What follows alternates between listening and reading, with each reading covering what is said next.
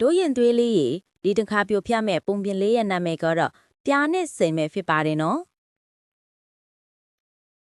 ကျွန်တော်လဲပြောင်းနေတယ်လို့ပြာလေးကပြောတယ်ကျွန်တော်အိမ်ကိုရှာမတွေ့ဘူးစင်မင်းကြီးကျွန်တော်ကိုကူညီပေးပါလားခမညာ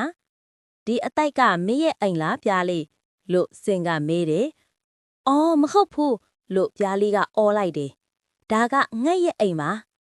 ဒီလုံကိုကမင်းရဲ့အိမ်လားလို့စင်ကမေးတယ်